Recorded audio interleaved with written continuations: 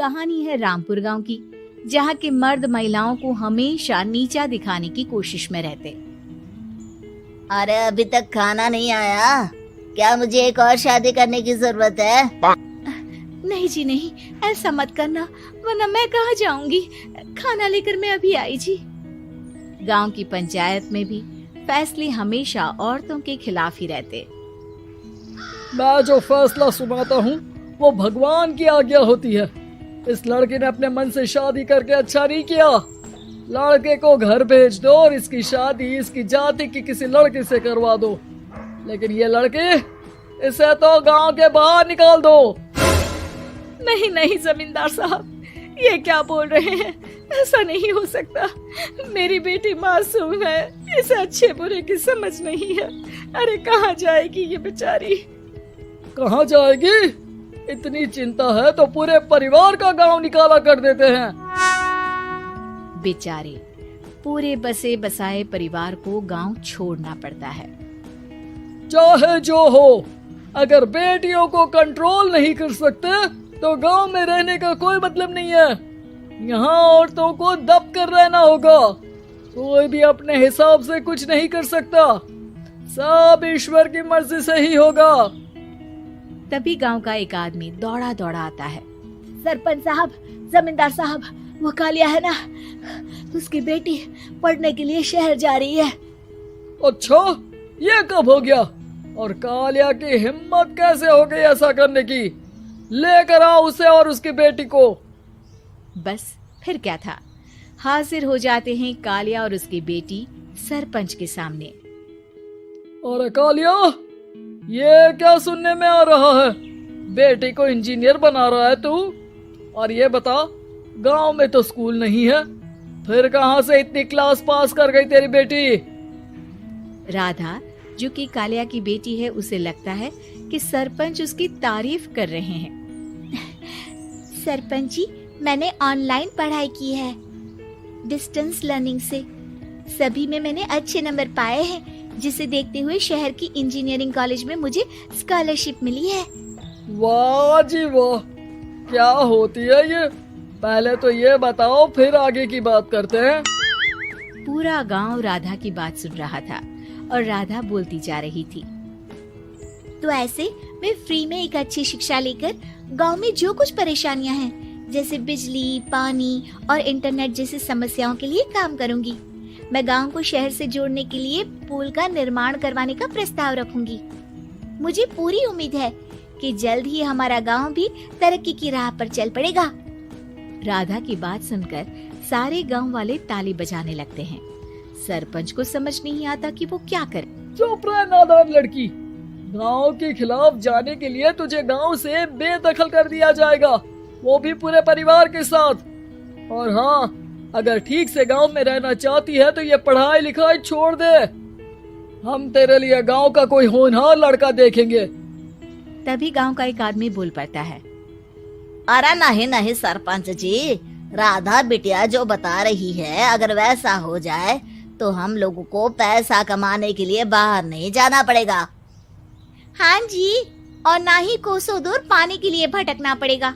हमारे बच्चे भी अच्छी पढ़ाई कर सकेंगे और आगे बढ़ेंगे, ना कि हमारी तरह खेती करते बैठेंगे।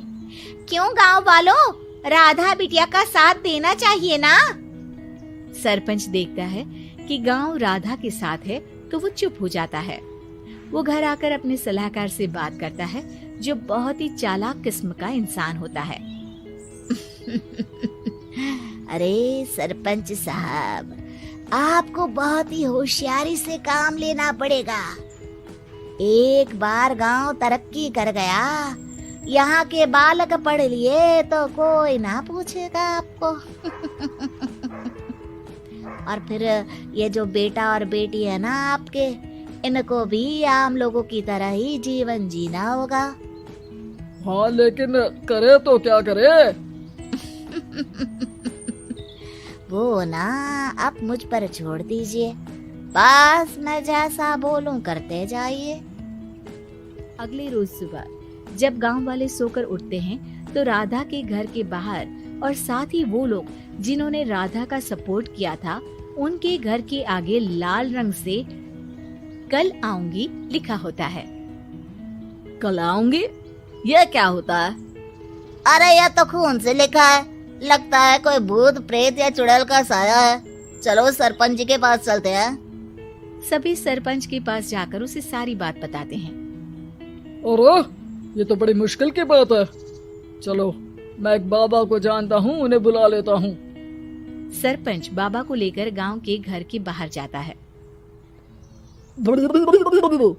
ओहो, तो ये वो चुड़ैल है जो उन लोगों को निशाना बनाते हैं जो गांव को बदलने का सपना देखते हैं। वो गांव को ऐसे ही संपन्न देखना चाहती है, वो नहीं चाहती कि कोई बाहरी यहाँ का कायाकल्प करे।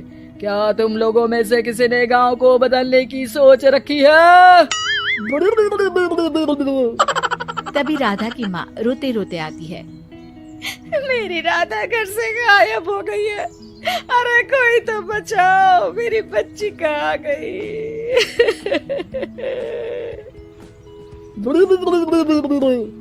ले गई वो चुड़ैल, तेरी बच्ची को ले गई।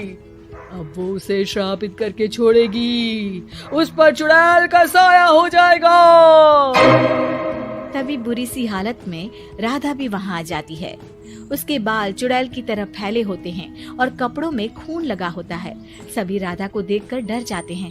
माँ, पता नहीं मुझे कौन उठा कर ले गया था। अरे दूर दूर हो जा चुड़ैल, अब हम लोग इस गांव में नहीं रुकेंगे। अरे कैसे बातें कर रहे हैं आप?